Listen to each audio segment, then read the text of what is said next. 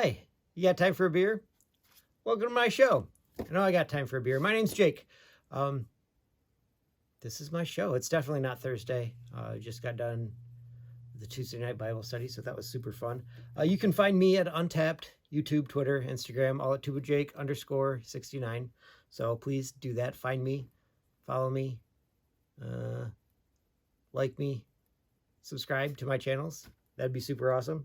I'd like that a bunch. Today we've got Keweenaw Brewing Company-Borealis brew. It's a coffee beer. I've had it before, but I haven't ever done one of these YouTube videos about it, so I figured I'd do that. It's pretty good. I like it. About 15 seconds here, and then I think Instagram's like, no, you can't do a video that much longer. So we'll see all those Instagram people a little bit later when they come to YouTube and see the rest of it. So what I've got, there we go. Keweenaw Brewing Company, Borealis Brew, BROO with the line over the O's. I assume brew because that's what it looks like. It's Keweenaw Brewing Company. And let's see, amber ale with coffee. Borealis Brew is a blend of cold brewed Borealis coffee from Keweenaw Coffee Works from Calumet, Michigan, and amber style ale. The delightful flavor and the medium roast coffee combined with the mild sweetness of caramel malts shines through this brightly hopped beverage. Oh, lightly hopped beverage. It's different than brightly, for sure. Let's see, handcrafted beer, South Range, Michigan, established 2003, I think. It's very small, and I know that Keweenaw's been around for a really long time. Anything else super important? Brewed with coffee and canned by Keweenaw Brewing Company, LLC, South Range. South Range seems like a strange place to be if you're, up north of the bridge. All right, here we go. Well, that's interesting. I was expecting a little bit more fizz, but that's fine. No fizz. Brown, that makes sense. It's coffee beer, even though it is an amber ale. I mean, you put enough coffee in anything, it's going to turn it brown. You've seen people's teeth. Wow, super nostalgic. I figured this cup was probably a good idea. I mean, a good idea. I don't know if it's a good idea, but this reminds me of well, two things really. It reminds me of my Grandpa King, and it reminds me of my uncle's cabin on Mullet Lake. I believe it's because Grandpa used to drink things out of these mugs at Mullet Lake, if I remember right, or I just remember seeing them in the cupboard when I went to go get a cup for water, because I didn't drink beer then. Grandpa, well, root beer every once in a while, and I like that a lot. Would drink root beers, or I would drink a root beer and Grandpa would drink a beer. But that was a long, long time ago, way back in the mid 80s. We'll go with mid 80s. Actually, it could have been late 80s too. Just trying to remember how old my brother was when he was wearing a Fruit Loops box on his head with a beer can in his hand. That was a really good picture. Very funny. I like that a lot. Yeah, so should be coffee flavored and fairly light bodied, which will be interesting. Let's see.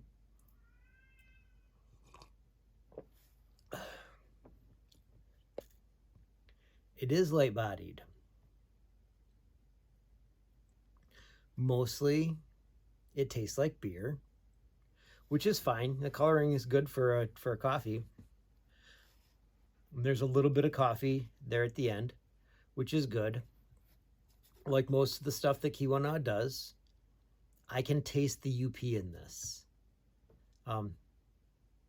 Meaning it's a little bit metallic, which I would imagine everything there is. Not that it's bad, it's just that's how it tastes. And I keep drinking it, so I must like it, right?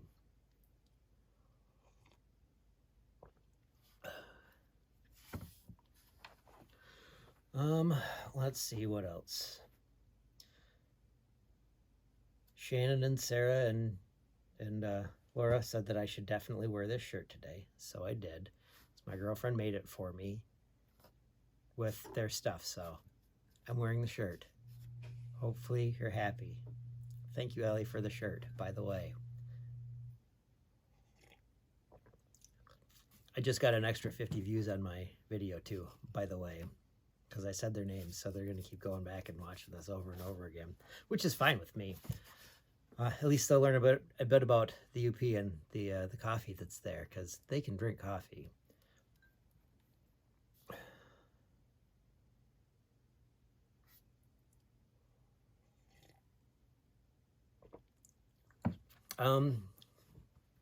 Is there a beer that this reminds me of? I mean, I'd say the Guinness coffee, but it really doesn't. Really, this I guess more like bean flicker, but this is not. If this is to bean flicker as the PBR hard coffee is to the PBR and salted caramel. I don't know, one of the ones with the milk in it. This one is not sweet at all, which is fine because it's beer and it should not be sweet. But it's not a lot coffee. It's not a lot coffee either, which is fine. Actually, it does remind me a little bit. No, never mind. It doesn't remind me of the PBR hard coffee.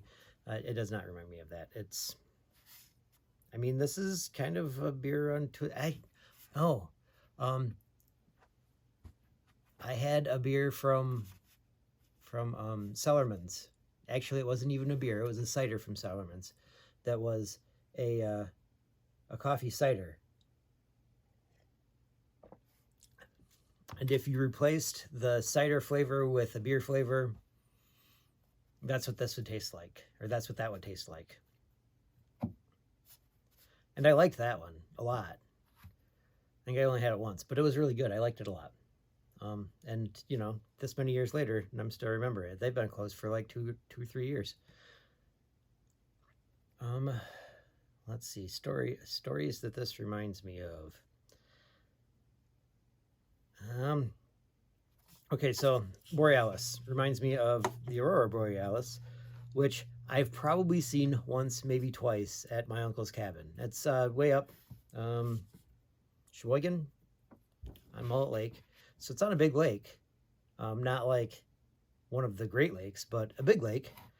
So you can see for a long ways. And every once in a while, you get a clear night in the middle of the summer and you'd see. I thought they looked like clouds off in the distance that were being lit up by a city. Well, I figured Mackinac City or Sheboygan or something like that, you know, like just low cirrus clouds. But apparently that's not really a thing there, being able to see the cities, because, well, the towns aren't that big. So it must be that they were not clouds and they were just light refracting, however that works, off of the atmosphere. And that was the Northern Lights, which is kind of neat.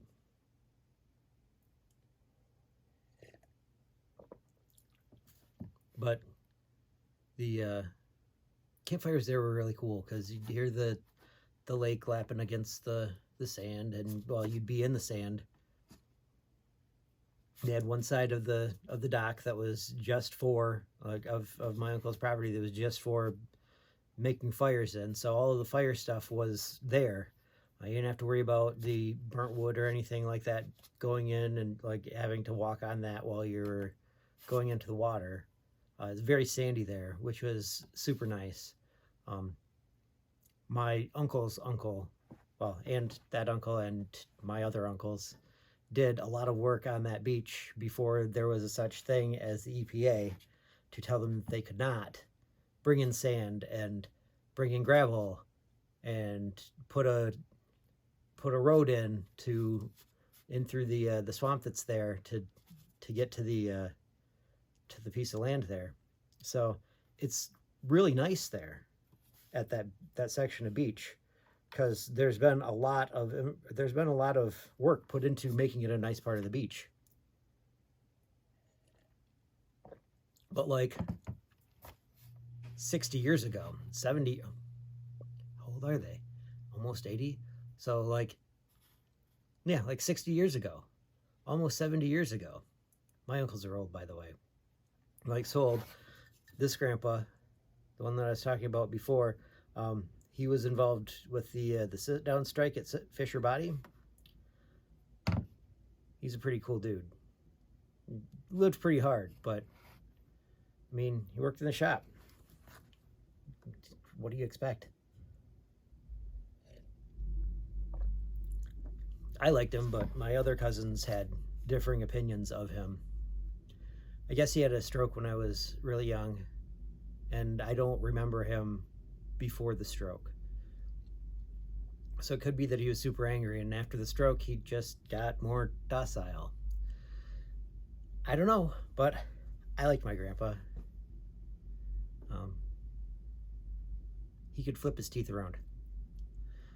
I just thought that I wanted to be able to do that. Now I realized that they were definitely false teeth, like complete front false teeth that he could flip around in his mouth because he hadn't really put them in yet. Which is weird, and now I don't want teeth that can do that. But it was funny then, because, you know, I was 5, 6, 10, maybe that old.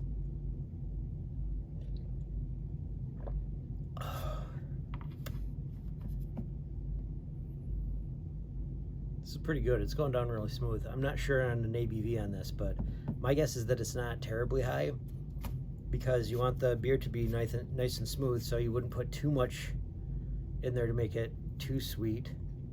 And then you put the coffee in, and that's going to lower the ABV more too.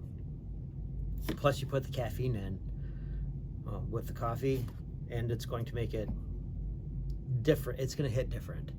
So it might be like a higher ABV, but with the coffee in it, it makes it not feel like it because of the caffeine.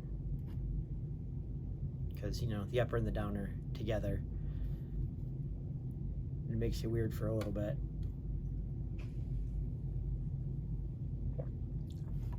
That was real good. I'd have another one for sure. If I had another one, I don't. All right. So I got a quote for you.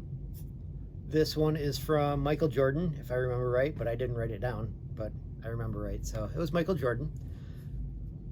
He said, "Enjoy every minute of life. Never second guess life." Now there's definitely a dash between second and guess, and I'm wondering if it means like second guess, like don't question every second because you've got the minutes. But I mean, it's there. So yeah, enjoy every minute of life. You don't get to go through it again. Anyway, you can find me on Untapped, YouTube, Twitter, and Instagram, tubajake_69, all of those. Tell me your stories. I like to hear them. Everybody's got one. Something about beer that either you don't really want people to hear, or it's just a fun story to tell. Like my my driving an Indian home, or I guess that's just a story that I tell when I'm drinking, but shooting a guy with an orange. I don't know if I've told anyone that I don't know if I've said anything about that on this one. I might sometime. I have to get a beer that's good with an orange. Maybe some Blue Moon. That's a possibility. All right, so anyway, I'm gonna get out of here. Thanks for spending your time with me. I'll see you next time. You got time for a beer.